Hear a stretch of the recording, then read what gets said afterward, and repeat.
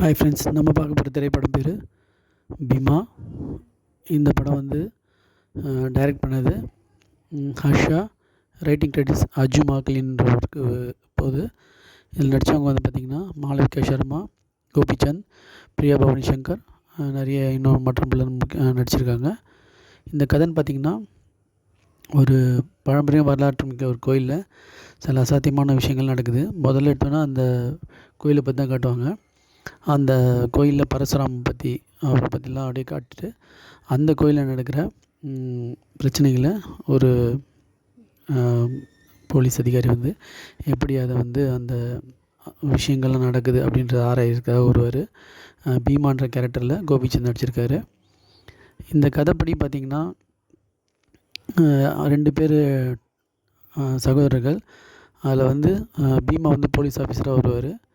இன்னொருத்தர் ராமான் இருப்பார். அதை வந்து அப்புறம் காட்டுவாங்க. இன்டர்வல் பிளாக் வரையும் ஃபைட்டு, ஆக்ஷன் சீக்வன்ஸ்னு அப்படி போச்சு, பாட்டு அப்படிலாம் போச்சு.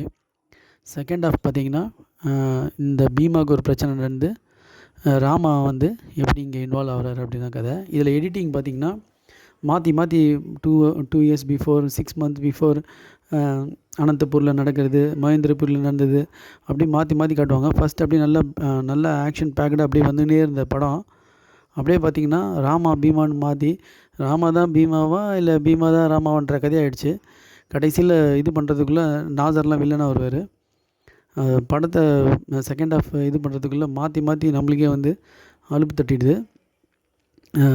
ஹீரோ வந்து பவானின்ற கேரக்டர் ஃபஸ்ட்டு எதிர்க்கிற மாதிரி வரும். அப்புறம் பார்த்திங்கன்னா நாசரை எதிர்க்கிற மாதிரி வரும். அவர் நல்ல மாதிரி காட்டுவாங்க. அப்புறம் அவர் எதிர்க்கிற மாதிரி வரும். அப்புறம் பார்த்திங்கன்னா பீமான்றவர் இறந்துருவார். அப்போ ராமா வந்து பழி வாங்குகிற கதை. இந்த கதை வந்து நம்ம எத்தனையோ வாட்டி பார்த்துருப்போம். இந்த திரைக்கதை அலுப்பால் இந்த படம் வந்து செகண்ட் ஹாஃப் பயங்கர போர் அடிச்சிச்சு. ஃபஸ்ட் ஹாஃப் வந்து கோபிச்சந்தோட ஆக்டிங்கு, பாடி லாங்குவேஜ் எல்லாமே சூப்பராக இருந்து படத்தை கொஞ்சம் அப்படி தூக்கி கொடுத்தது. ஹீரோயின் வழக்கம் போல் வந்து தேவையில்லாமல் தான் இருந்தாங்க. இந்த படத்தை வந்து ஃபஸ்ட் ஹாஃப் இந்த விருப்பு செகண்ட் ஹாஃபில் இல்லாமல் இருந்துச்சு. இந்த படத்தை இன்னும் மேலும் விறுவிறுப்பாக எடுத்துருக்கலாம். ஆனால் அப்படி எடுக்காமல் இந்த படத்தை வந்து செகண்ட் ஹாஃபில் ரொம்ப எக்ஸ்டெண்ட் பண்ணி எடுக்கிறேன், ஆக்ஷன் பேக்கடாக எடுக்கிறேன்னு ராமா பீமான்னு ரொம்ப போர் அடிச்சிட்டாங்க. இந்த படம் வந்து ஒரு ஆவரேஜான படம் தான். Thanks friends.